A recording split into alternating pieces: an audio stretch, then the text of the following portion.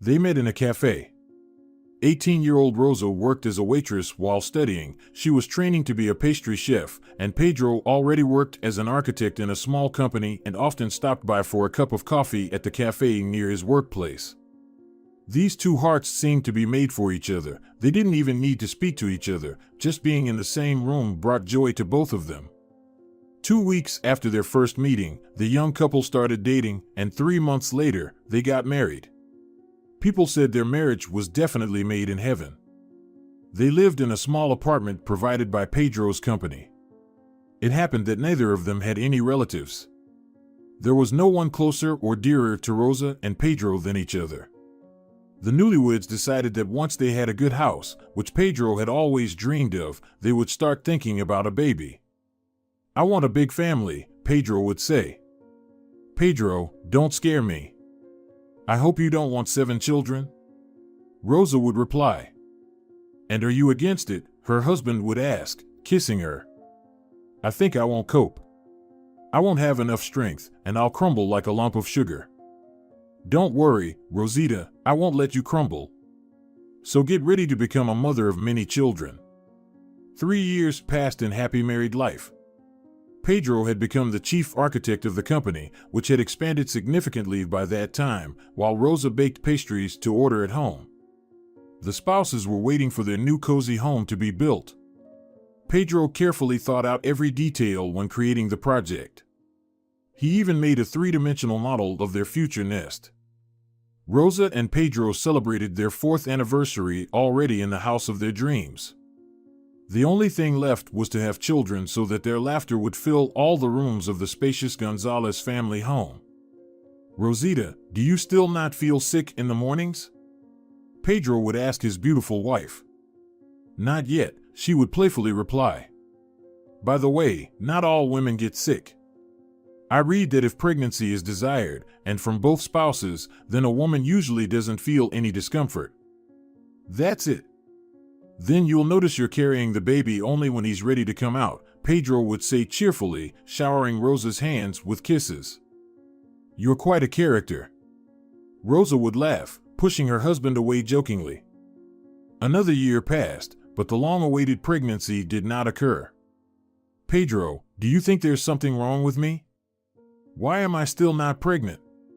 Rosa asked. "Rosita, my darling, don't worry. We just really want a baby, and it's not happening. We need to learn to let go. Trust me, I want a child, or rather children, just as much, if not more, than you do. They will come. They must come. Because I love you so much, my girl with the hair the color of the night." "I love you too, heart stealer of dark-haired girls," Rose smiled in response. "And here's the fibber. I stole only one. And loved only one brunette. Even if you had transparent hair, I would still fall madly in love with you." His voice carried such warmth and tenderness that Rose felt calm and lighthearted. "You have a uterine bend, Sonora Gonzalez," the doctor said slowly. "The chance of pregnancy is 1% out of 100. "And what?" Rose began with a trembling voice. "Nothing can be done?"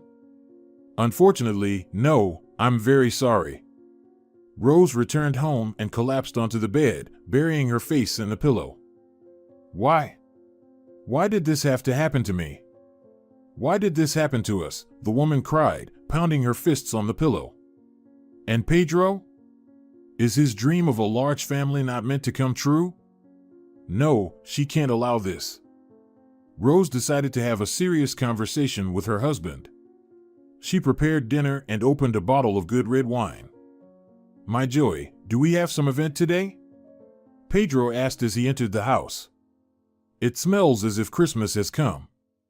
"No, I just wanted to make you happy," Rose replied. During dinner, Rose could hardly eat. Everything was slipping from her hands. "What's wrong, my little bird?" Pedro asked worriedly. "Are you feeling unwell?" "No, we just need to talk." "Did something happen? Tell me, we're a family." "Pedro, it's better for us to part ways." "What? Did I offend you somehow? You must be upset that I spend too much time at work." No, my dear, Rose replied, placing her hand on her husband's. I have no right to deprive you of the joy of becoming a father. Rosita, listen. No, Pedro, listen to me first. I went to the doctor. I can't have children. 1% out of 100. Wait, it's not definite yet. It is definite. Rose wiped a tear from her cheek. So you need to find another woman who can give you children. Rose, I don't need another woman, I need you. He squeezed her hand. But I won't be able to give you babies. This house will be empty, understand, and all your dreams will turn to dust. Rose, please calm down. You're all I have, you're my heart, do you understand? Even if I never become a father, I'll be with you. We'll fight, we'll go to the capital, even to the ends of the earth. Pedro. Rosa could no longer hold back her tears, they poured out of her grayish-green eyes like a torrent. For several years, the couple had not given up hope of becoming parents. Pedro took Rosa to the best doctors in the country and even abroad, but all in vain. Everyone said the same thing, the chances of getting pregnant were close to zero. Pedro, darling, Rosa began one day as she walked with her husband along the beach, what if we adopt or foster a child? Then, Rosa, my little bird, I'm not ready to raise someone else's child. I'm sorry, but I understand you, I'm scared too. I've heard all sorts of stories about how children can be different, sick, with bad genes that aren't immediately recognizable. And then adoptive parents suffer for the rest of their lives and, as terrible as it sounds, regret their decision. Exactly, they regret it. Imagine, we take a baby and then realize that they're nothing like us, neither physically nor internally. What do we do then? Yes, you're right. But you know, sometimes I feel so lonely. My cookies and cakes no longer suffice. The house is big and so empty. Rosita, my darling, please don't cry. Let's organize some kind of club for kids right here at our house. And you can take care of them. How about that idea? Pedro, I'm just a pastry chef. What kids? What can I do with them? Think about it. If needed, you can get another education, an education. And those children who will fall into your caring, gentle hands will be happy. Pedro, how do you manage to make me happy so easily? You instill faith in myself. It's so important. I would have died without you long ago, my golden architect of human destinies. Wow, you're giving me quite the title. You're just a poet. Oh, stop it, what poet am I? I'm just. She didn't finish her sentence because a little boy in a green cap crashed right into them. Alejandro, be careful, said the boy's mother, a graceful woman in a bright swimsuit. Sorry for my little rascal. It's okay, everything's fine, replied Rosa. That night, Rosa couldn't fall asleep. She was thinking about her husband's words. What if she really taught the kids something? Then the house wouldn't be so empty and cold. But what to teach? Rosa used to love embroidery and crochet. Yes, she could spend hours crafting. School friends were amazed by her diligence and precision. It's decided she would teach the children embroidery and crochet. She just needed to remember everything and practice a little. After this thought, the young woman immediately fell asleep. I'm going to teach the children, Pedro, Rosa said with a smile at breakfast. That's great, my little bird. What will you teach them? How to become as sweet as you. Pedro. I'm serious. You're always joking. Remember, I used to embroider and crochet before, and then somehow I stopped?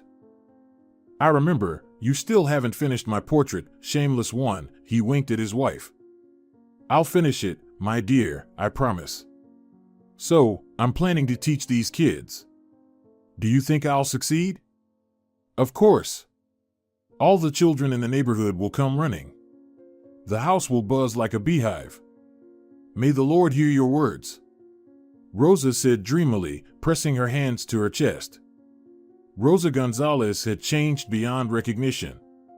She embarked on a vigorous self-education campaign, recalling all the things her old grandmother had taught her in childhood. She began buying books and magazines with craft patterns and expert advice. Before long, Rosa had her first pupils. They eagerly came 2 or 3 times a week to learn handicrafts with their kind and sensitive teacher. The house really buzzed, just as Pedro had promised. Rosa was happy. She was needed by these girls. She knew how to delight them and surprise them. The woman, so lonely and distressed about not being able to become a mother, blossomed, became more beautiful, as if she were 18 again and had just met her Pedro. Several years passed. Rosa somehow unnoticed turned 30. It happened the day after her birthday. Rosa was waiting for her husband to come home from work as usual. Her students had already left. Suddenly, there was a knock on the door. Strange, thought Rosa, Pedro always opens the door himself. Pedrito, is that you? The woman called through the door. It's me, my little bird, open up quickly. What's wrong, dear? Rosa stared at the bundle her husband held in one hand, while clutching his precious black leather briefcase in the other. Rosita, Pedro, is this a doll? Where did you get it? Why? You see, my little bird.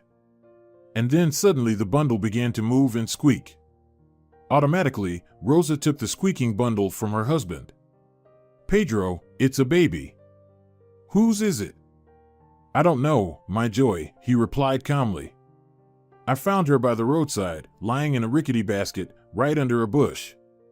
I couldn't just walk past. Oh my God. This is a heaven-sent gift. Pedro, why did you say she was lying? Look at this little face. It's clearly a girl. She even looks like you. Yes, such a lovely face, Rosa said tenderly, gazing at the baby's face. She's my girl, my daughter, I won't give her to anyone. So Pedro and his beloved wife became parents. Monica grew up to be a lovely girl. Everyone around said she resembled Rosa a lot. No one even suspected they weren't blood related. Mama, do you love me? Little Monica asked as Rosa tucked her into bed. Of course, I love you, my little flower. More than anything in the world. And what about Dad? And Dad? I don't have anyone dearer and closer to me than you two. Sleep, my little one. Will you teach me to knit and embroider like you teach the girls who come to our house? The girl continued, holding her mother's hand. I will, my sunshine, I will definitely teach you. But for now, close your eyes. Are we going to the sea tomorrow? The daughter asked again. Monica, it's already late, you need to sleep. But yes, tomorrow we will definitely go to the sea, Rose said, kissing her on the cheek tenderly. Monica was a curious and kind girl. She dreamed of becoming a teacher for elementary school children. She always had many friends.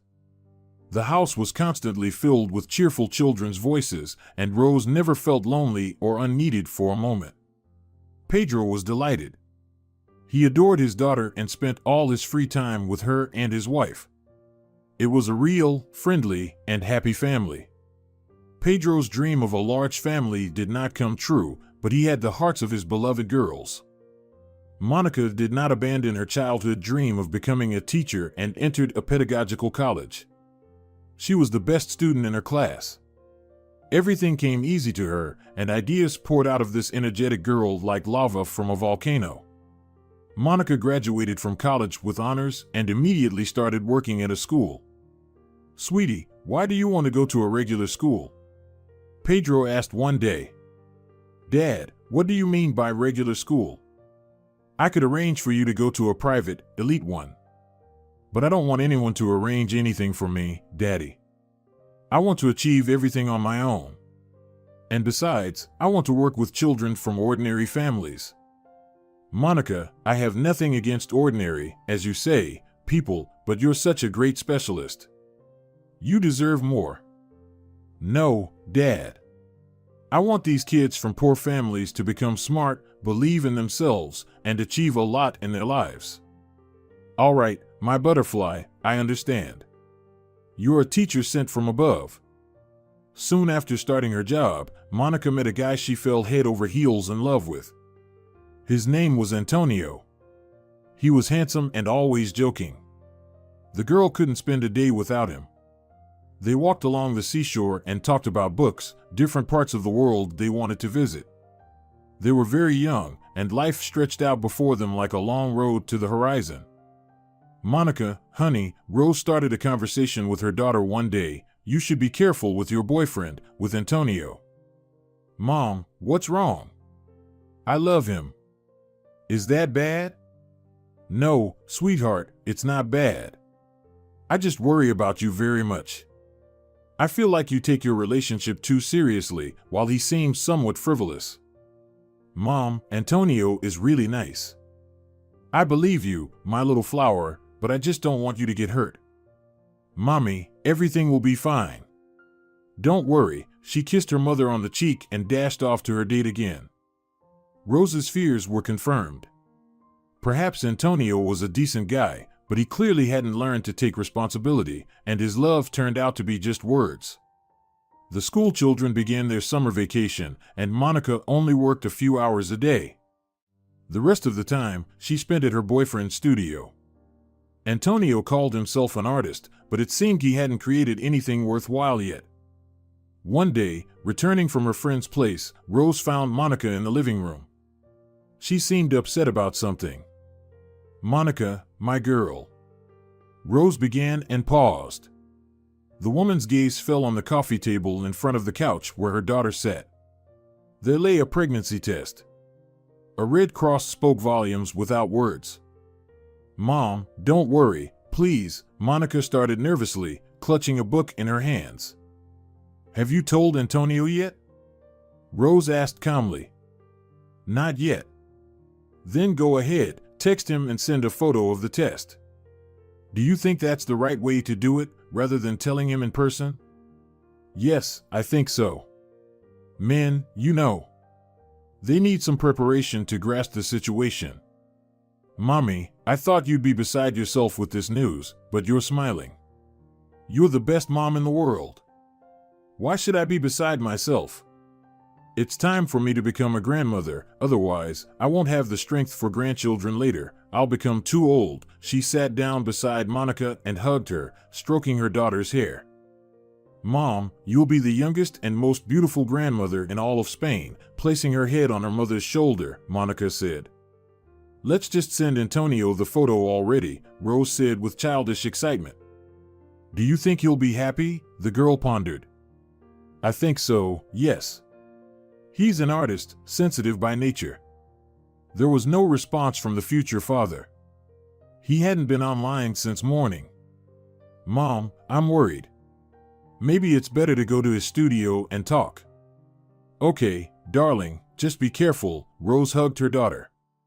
Okay, I'll be back soon. Stay in touch. Monica nodded, slipped her phone into the pocket of her light beige trousers, and dashed out of the house. The girl returned half an hour later. So, did you talk? Rose greeted Monica, standing by the flower bed right next to the house. No. His studio is closed, and the person who sells books in the same building said he packed up and left around 9 in the morning. Did he say anything about a trip? No, he didn't say anything at all. Call him. Everything will become clear. I called, Mom, but he's not answering. He simply ran away. Who knows what made him leave? Mom, if he loves, he would say he's forced to leave. Tears welled up in the girl's eyes. Don't cry, my dear. Let's wait. You know, life brings all sorts of things. Mom, the bookshop owner told me he seems to owe a lot to the landlord. He definitely ran away. And I, foolishly, believed him, believed in his love. You were right, Mom, to warn me to be more careful with Antonio. Why didn't I listen to you then, Mom? Why? Feelings, darling, feelings. Don't get upset. It's bad for you and the little one too. Let's go drink some tea instead. I made Turin. You love it, don't you, my sweet tooth? Let's go.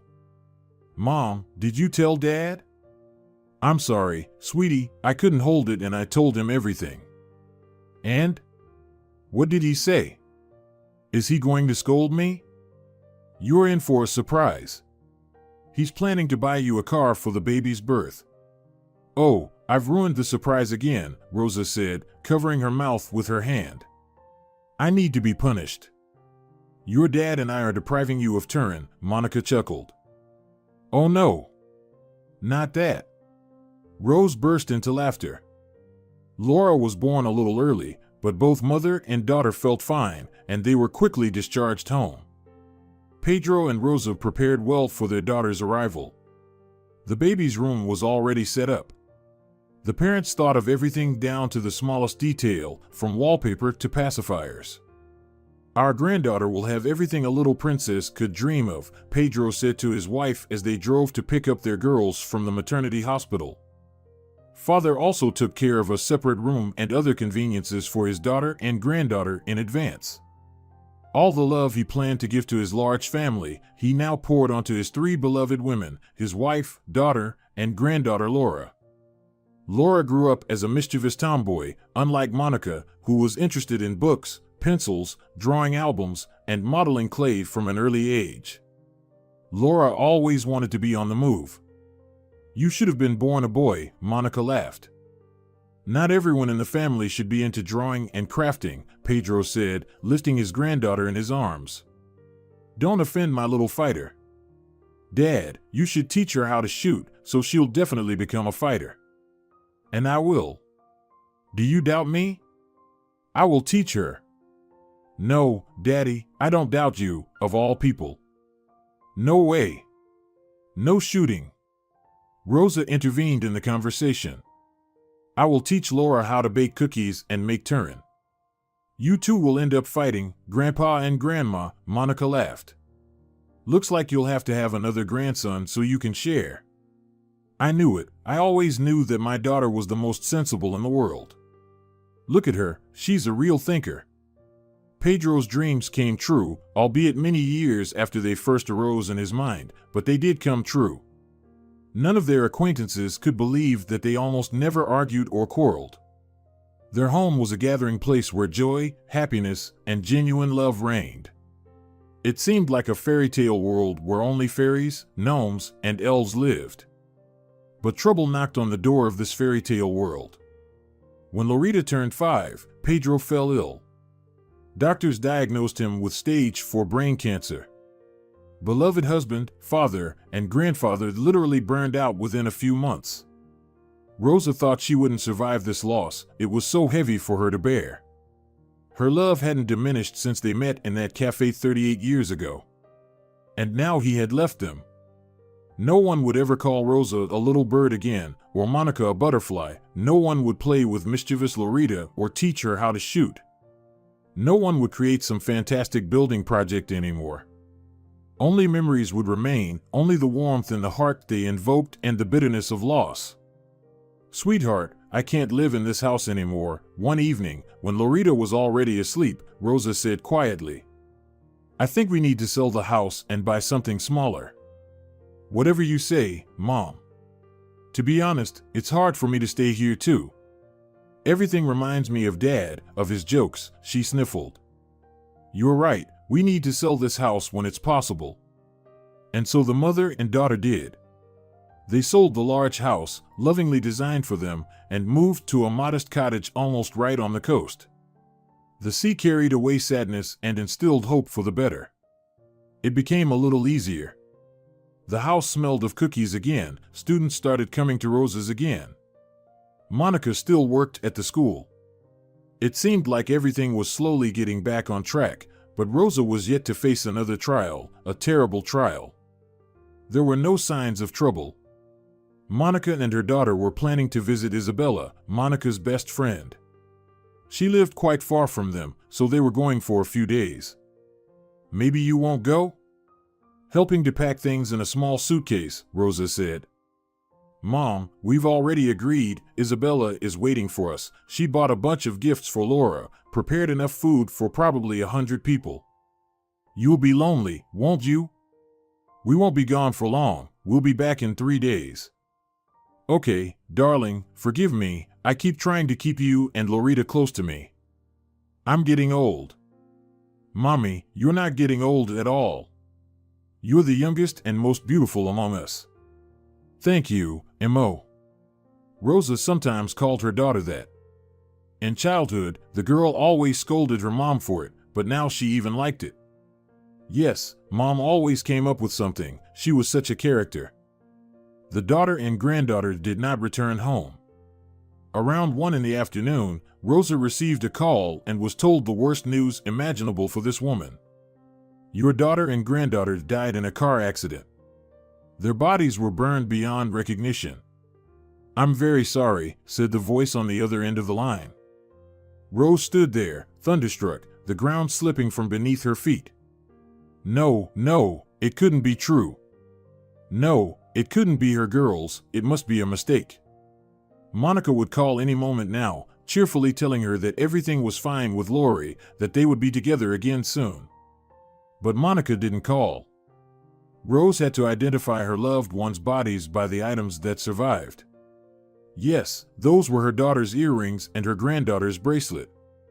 In that moment, life ended for Rose. She stood by the graveside for a long time, talking to herself. Why me? Why did this have to happen to me? First Pedro, my dear Pedro, with his radiant eyes, and then my babies, my lovely girls. What did I do wrong? Where did I sin? What did I do to deserve such punishment? Why should I go on living now? Why? Tears streamed down the woman's pale cheeks as she clutched her handkerchief with trembling hands, not even attempting to wipe them away. Rose had always been slender, but now she seemed entirely drained of life from grief and sorrow. Rose often visited the cemetery. Her husband's grave wasn't here. He had asked for his ashes to be scattered at sea. Rose and Monica fulfilled his last wish. But there was the grave of her daughter and little granddaughter. The woman would stand here for a long time, placing fresh flowers and crying. The only thing that saved Rose was her students. Through her handicrafts, she could momentarily forget her triple sorrow. She was afraid to be alone. Thoughts overwhelmed her, and she felt like she was going crazy, like she would be torn apart by grief and memories. I'd rather be dead too, thought Rose, lying sleepless in bed. Why did I let them go? My girls would be with me now, and we'd laugh and bake cookies. Sometimes Rose couldn't close her eyes until morning. She tried to occupy herself in the small garden surrounding her house, so empty and even hostile as it seemed to Rose. But nothing worked, everything slipped from her hands. She would throw it aside, retreat to the gazebo, and spend hours looking at their family photo. 5 months had passed since Monica and Lori had been laid to rest. On that day, Rose stood once again at the graves of her beloved girls. She cried again, silently sobbing. Nearby, a cemetery worker, it was obvious from his uniform, was clearing away dry flowers and slowly placing them in a black bag. Excuse me, is this your daughter? He suddenly asked Rose. Yes, my daughter, Monica, and granddaughter Lori. She looks a lot like you, he said, looking at the photo of the young woman. Same thoughtful eyes and gentle smile. Thank you, Rose sniffled slightly. Many people tell me we look alike, even though she's not blood-related to me. Foster daughter? Yes, although, it's just a heaven-sent gift. They left her right under a bush in a tattered basket. Who could abandon this angel in a basket full of holes? I still can't fathom it. Well, but if I tell you what I did over 25 years ago, you won't even want to talk to me. Nobody knows about it. Only me and that person. What person? That person to whom I sold my newborn daughter. Mother of God. What made you do that? Rose asked without judgment. And the cemetery worker told the woman his story, which subsequently changed both their lives. Ricardo, the cemetery worker, was dating a simple girl named Anita, as he always called her. They loved each other very much. Ricardo was determined to marry her. He was 19 at the time, and Anna had just turned 17. One evening, Anna, as usual, waited for her beloved on the blue bench near the old plane tree.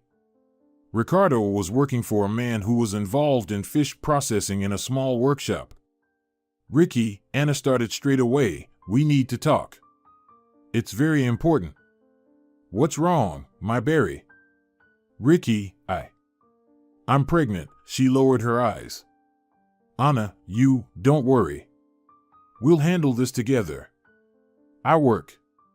Let's move in together. I only have an old grandmother whom I can't leave. She loves you, she's just very weak." "Are you serious?" "Of course, I'm serious, silly. My father will kill me if he finds out." "No, we'll get married and raise our baby." Anna threw herself into her beloved's arms and burst into tears. He stroked her curly hair and whispered words of love to her. Anna moved in with Ricardo. Her parents stopped communicating with her, their daughter didn't meet their expectations and went down the wrong path. The guy worked, and his beloved took care of the household and his sick grandmother. Soon the grandmother passed away, and Ricardo and Anna were left alone. They were waiting for the baby to arrive.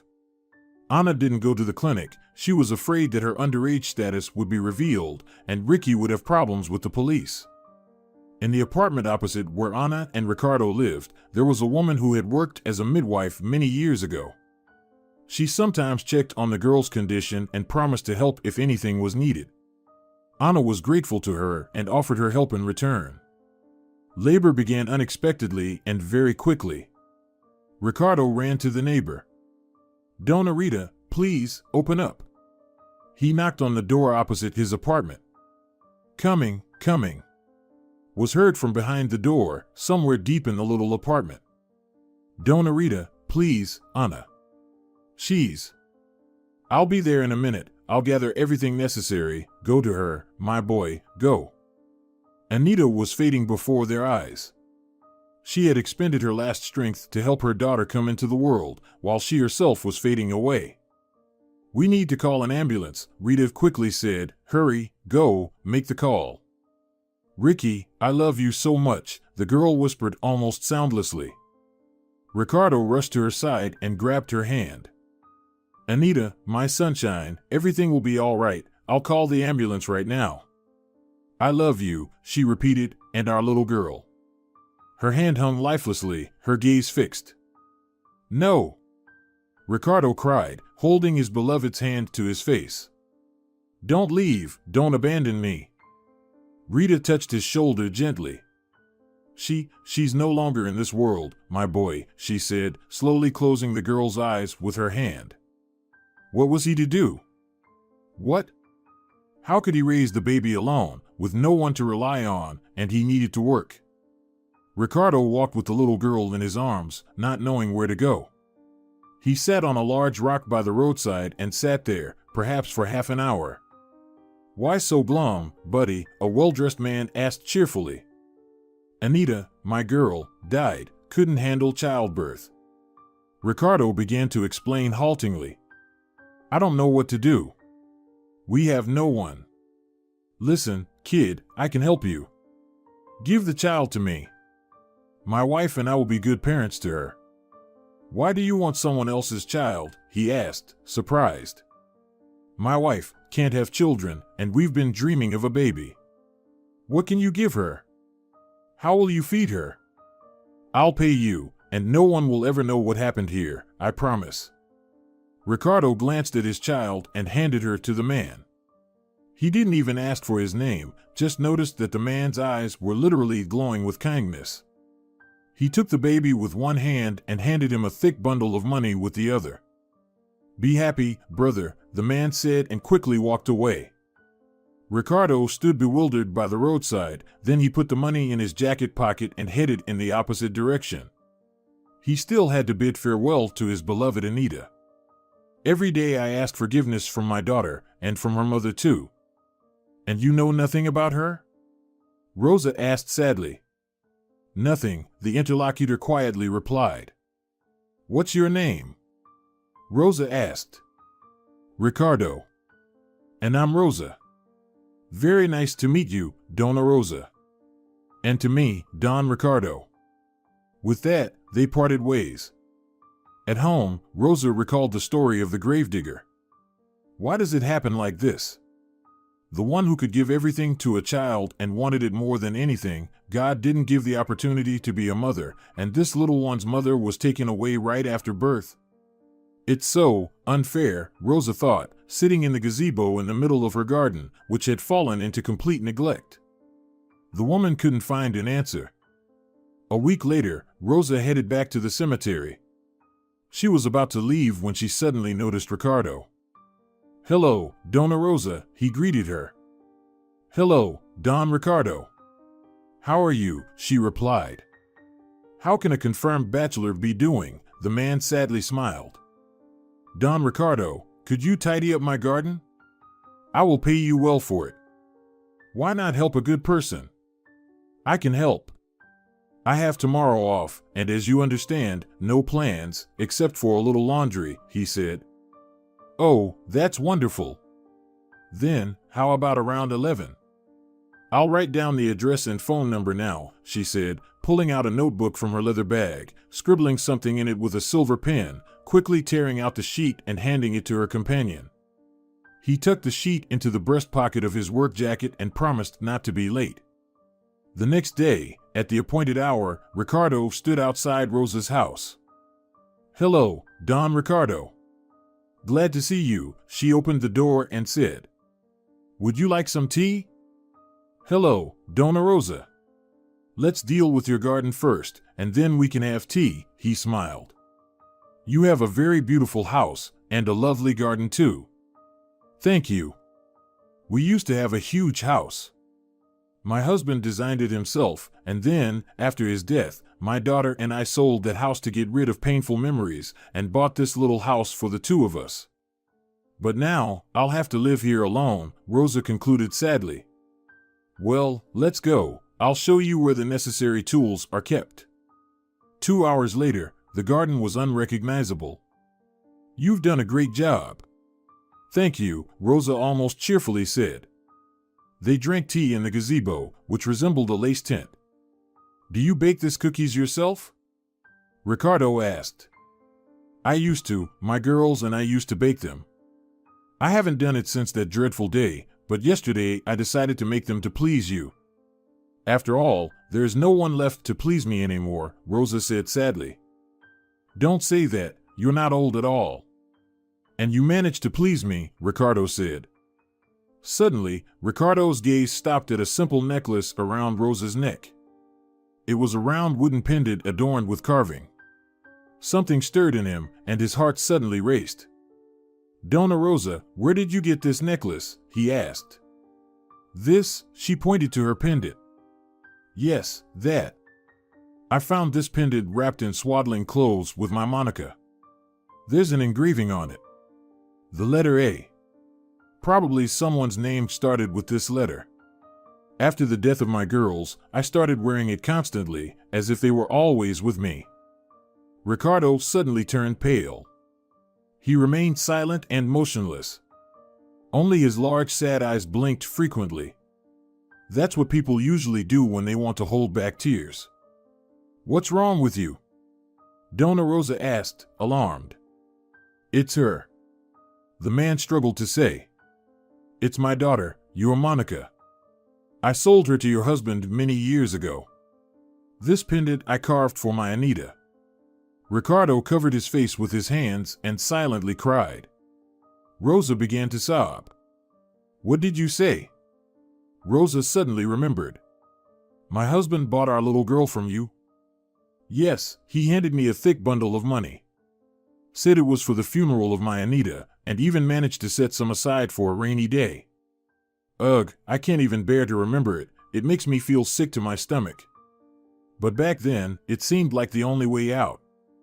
And Pedro told me he found our Monica under a bush, in a rickety basket. It's so strange, he never lied to me." "Probably didn't want to upset you," Ricardo shrugged.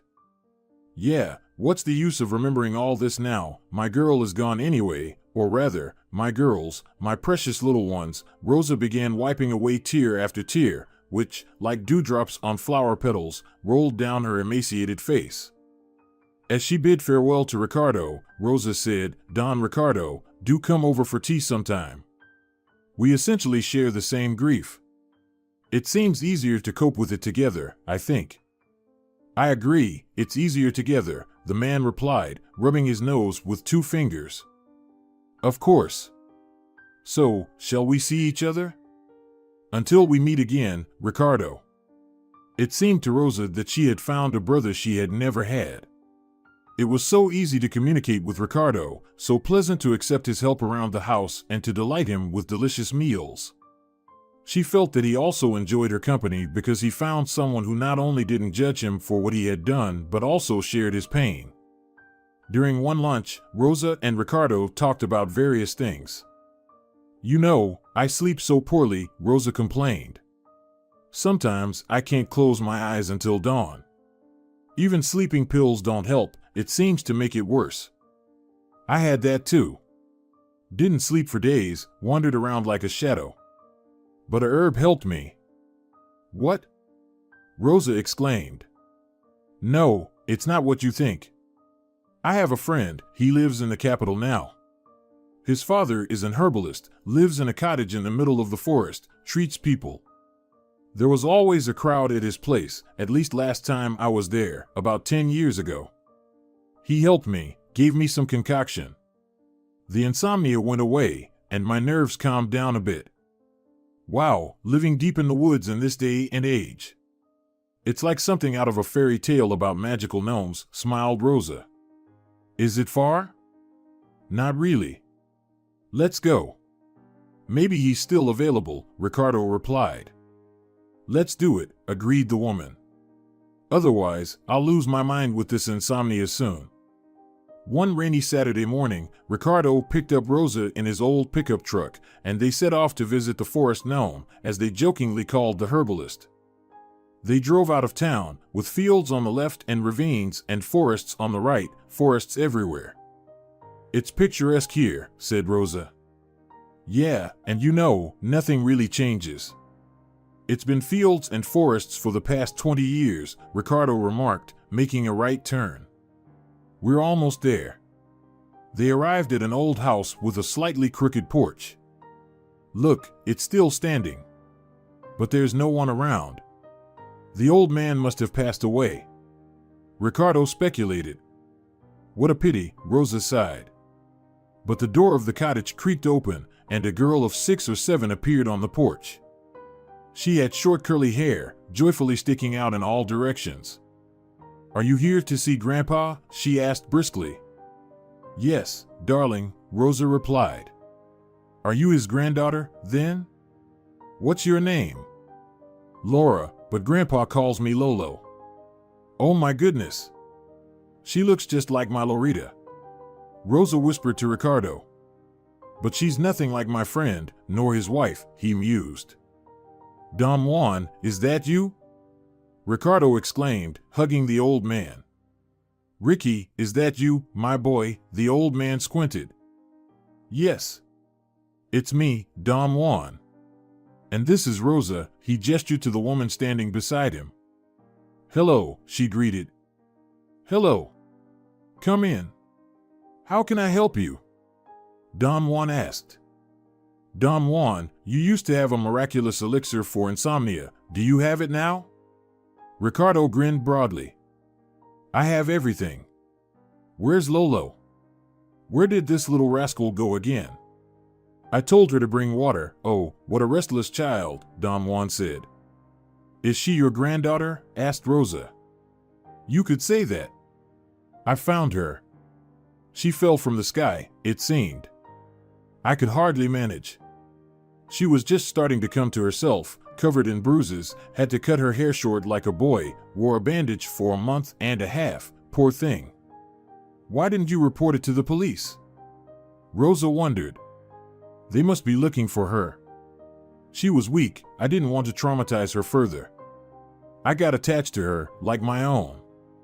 The door swung open, and Laura burst in with a pitcher of water. "Granny?" the girl suddenly exclaimed, nearly dropping the jug from her hands. Rosa turned to the girl and covered her mouth with her hand. "Loretta? My girl, is it really you?" "It's me. Why haven't you come for so long? And where is Mom?" Tears welled up in her eyes as Rosa hugged the little one close. "Virgin Mary. She didn't finish her sentence." Ricardo and Don Juan watched silently, as if struck dumb. It couldn't be, Loretta alive. But then who was the girl with her bracelet on her wrist? The three of them returned home together. Loretta chatted along the way, telling her grandmother everything she could remember. "We were driving with Mom along the road and suddenly we noticed a girl. She was probably about 6, like me. Mom stopped and asked her why she was all alone here. She was crying and saying she wouldn't live with that mean aunt anymore. We put her in our car. I gave her my favorite bracelet made of stone beads, the one my grandpa gave me. And then the car hit something and I flew down somewhere. And then I only remember a kind forest grandfather who smeared me with some ointments and gave me different bitter decoctions. I think that's what he called them. And then you arrived. My dear Lord, my little one, I thought you were already dead," Rosa said quietly. "And Mom? Mom died, right?" Laura asked somewhat maturely. Rosa nodded. She didn't want to lie to her granddaughter, but she couldn't find the strength to talk about Monica's death. "And who is this man driving?" Loretta asked. "This, little one, this is your grandfather." "How?" "My grandfather Pedro is already dead." "That's right, my joy, but this is another one of your grandfathers, Grandfather Ricardo." Loretta didn't ask anything else, dozing off on Granny's shoulder. Rosa and Ricardo didn't speak either. They knew for sure that a completely different life had begun. Now they had a reason to live. How fortunate it was that Ricardo approached Rosa at the cemetery and started that difficult conversation. If not for that conversation, perhaps they would have never found their Loretta, their one granddaughter for both, their precious heart. Dear viewers, if you enjoyed the story, please support the video by liking it and leaving a comment. Thank you very much.